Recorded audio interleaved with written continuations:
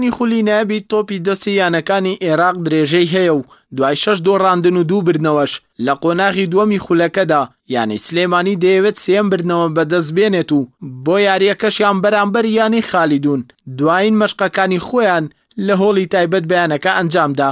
تیپەکە لە ئێستادا لە پلەی 8می ڕیزبەندی خۆی دەبینێتەوە و تا ڕادەیەک لە ڕیزبەندی یانەکانی دواوە دوورکەوتۆتەوە و دەیەوێت بە بردنەوە لە یانەی خالیدون مانەوەی خۆی لە خولەکە مسۆگەر بکات.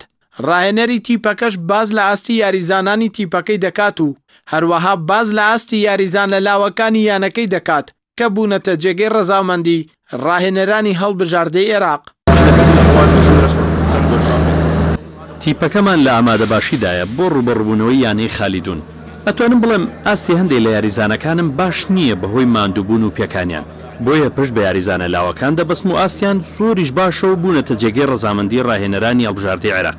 هەرچەندە پێشتر بەشداری خولەکانی کوردستان و عێراقیشان نەکردووە. ئێمە بۆ 3 خاڵ یاریەکە دەجەنگین بۆ ئەوەی بۆ یاریەکانی داهاتوو ئاستێکی باشتر پیشان بدەین. لە لای خۆیانەوە یاریزانانی تیپەکەش باز لە جیاوازی ئاستی تیپەکەیان دەکەن لە قۆناغی یەکەم و دووەمی خولەکە، بەڵام گەشتبینیشن باسی یانەکەیان لە خولی نایبی عێراق. وەڵای بەنسبەت فێرقەی خۆمانە بڵێن بینی مەرحەلەی یەکەم و دووەم جیاوازیەکمان هەیە.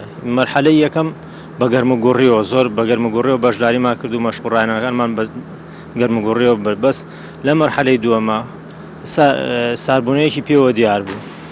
یانەکە زۆر جار بڵێن یارزانەکان وا تێگەشتن کە یانەکە بەشداری ناکات و ئەکشێتەوە و ئەتر ئەمانە هۆکار بوون بۆ ئەوەی کە ئاسمان دابەزێ و هاتنی هەندێک یاریزان بۆ تەمرین و تروای لێ کردین یەکجار ئاسی فێرقەکەمان دابەزێ وەکو مەرحەلەی یەکەم نەبین.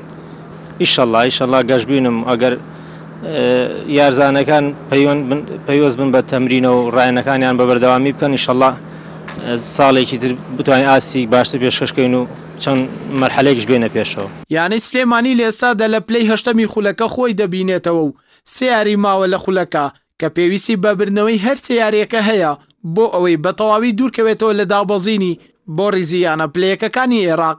هەردەڵا محەممەد، کەناڵی ئاسمانی پەیام، سلێمانی.